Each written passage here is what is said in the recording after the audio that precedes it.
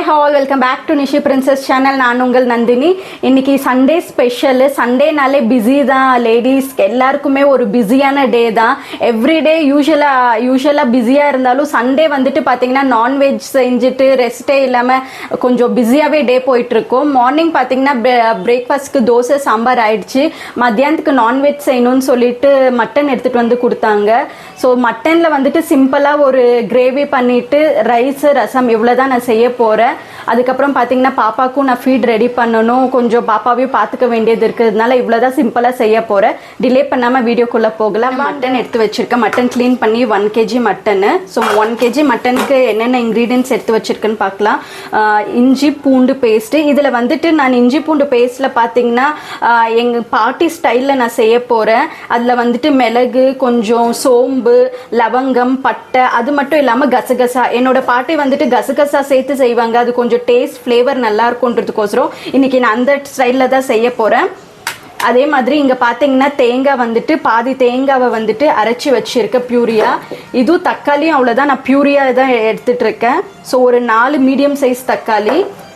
இது வந்துட்டு வெங்காயம் 2 வெங்காயம் எடுத்திருக்கேன். ஒரு வெங்காயம் வந்துட்டு பியூரியா பண்ணியிருக்கேன், அரைச்சி வச்சிருக்கேன் விழுதா. ஒரு வெங்காயம் வந்துட்டு தாளிக்கிறதுக்கு அப்படியே எடுத்து வச்சிருக்கேன். 2 பச்சை மிளகாய், கொஞ்சம் கருவேப்பிலை, கொத்தமல்லி, அவ்வளோதான். குக்கர் எடுத்து வச்சிருக்கேன். அதே மாதிரி ரசம் தாளிக்கிறதுக்கும் கடாய் எடுத்து வச்சுட்டேன். ஸோ ரெண்டுமே ஒன்றா தான் செய்ய போகிறேன். கொஞ்சமாக எண்ணெய் சேர்த்துக்கிறேன். இதுக்கும் கொஞ்சமாக எண்ணெய். ஸோ எண்ணெய் காஞ்ச உடனே ஒவ்வொன்றா சேர்த்துட்டு நம்ம சீக்கிரம் முடிச்சிடலாம் சமையலில். ஸோ ரசத்துக்கு பார்த்தீங்கன்னா புளி, தக்காளி, கொத்தமல்லி, கருவேப்பிலை எல்லாமே நான் கரைச்சி எடுத்து வச்சிருக்கேன்.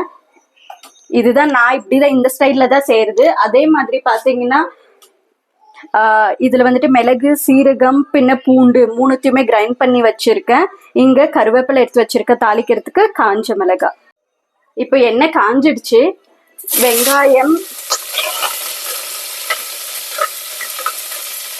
வெங்காயம், கருவேப்பிலை, பச்சை மிளகா,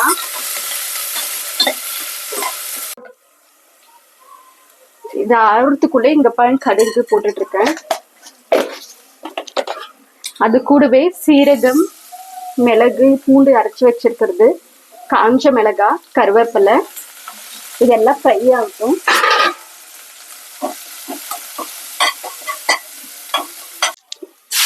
புளி தண்ணி சேர்த்துக்கிறேன் ரசத்துக்கு.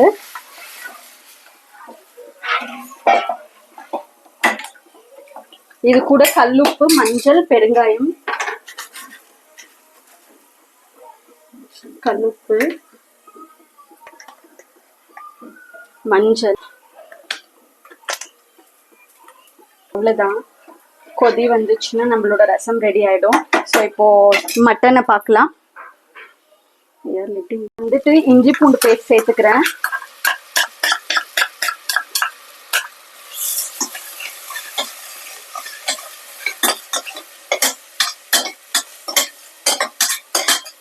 இது நல்லா வதங்கினதுக்கு அப்புறமா மட்டன் சேர்த்துட்டு தக்காளி, பின்ன வெங்காயம் நான் அரைச்சி வச்சிருக்க விழுது இருக்கு இல்லைங்களா, அதை சேர்த்துக்க போறேன். இஞ்சி பூண்டு பேஸ்ட் நல்லா வதங்கிடுச்சு. இப்போ மட்டன் சேர்த்துக்கிறேன். மட்டன் போட்டுட்டேன். ஸோ கொஞ்ச நேரம் வந்துட்டு இது இஞ்சி பூண்டு பேஸ்ட்ல வந்துட்டு நல்லா இது வதங்கி வந்தாச்சு. இப்போ வந்துட்டு நான் வெங்காயம் அரைச்சி வச்சு இல்லைங்களா, அதை சேர்த்துக்கிறேன்.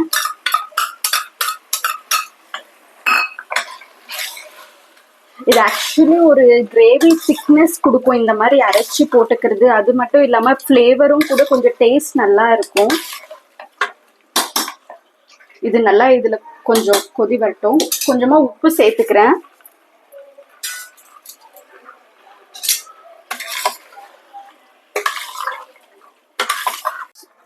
மீன்வெல் ரசம் பார்க்குற ரசமும் ரெடி ஆயிடுச்சு. ஸ்டவ் ஆஃப் பண்ணிடலாம்.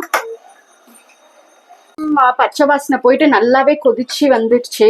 இப்ப வந்துட்டு நான் தக்காளி சேர்த்துக்கிறேன். ஆல்ரெடி நான் சேர்த்துட்டு இருக்கேன். இப்ப வந்துட்டு தக்காளி சேர்த்துட்டு இது கூட மசாலாஸ் கொஞ்சம் ஆட் பண்ண போறேன். தனியாத்தூள், என்னோடது வந்துட்டு மிளகாத்தூள் பார்த்தீங்கன்னா வெறும் மிளகாத்தூள் இது. ஸோ அதனால தனியாத்தூள் செப்பரேட்டாக ஆட் பண்ணிட்டு இருக்கேன். சில பேர் வீட்டில் வந்துட்டு தனியா மிளகா ரெண்டும் சேர்த்து அரைப்பாங்க. அந்த மாதிரி இருக்கிறவங்க வந்துட்டு உங்கள் டேஸ்ட்டுக்கு தகுந்த மாதிரி நீங்கள் ஆட் பண்ணிக்கலாம். ஸோ மிளகாத்தூள் வந்துட்டு 1 டேபிள் ஸ்பூன் ஆட் பண்ணிட்டு இருக்கேன். நான் பச்சை மிளகாவும் ஆட் பண்ணதுனால காரத்துக்கு தகுந்த மாதிரி நான் பார்த்துட்டு அதுக்கப்புறமா சேர்த்துக்கிறேன். கொஞ்சமா வந்துட்டு கரம் மசாலா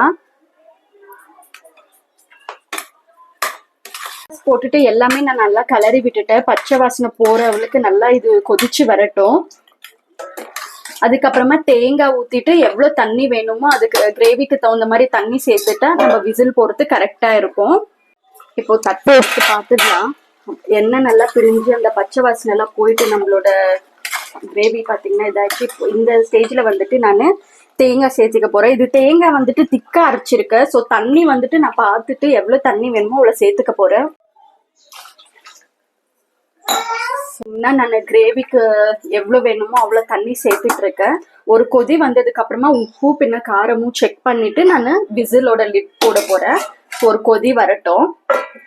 லிட் எடுத்துடுறேன். தேங்காய் ஊத்துறது அப்போ பாருங்க நல்லாவே கொதி வந்துச்சு. இப்போ நான் குக்கர் மூடி போட்டுட்டு ஒரு 7-8 விசில் விட்டா மட்டன் வெந்துடும்.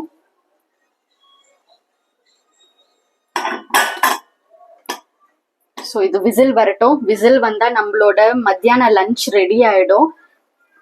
இது பாத்தீங்கன்னா விசில் வந்துச்சுன்னா நம்மளோட மட்டன் கிரேவி ரெடி ஆயிடும்.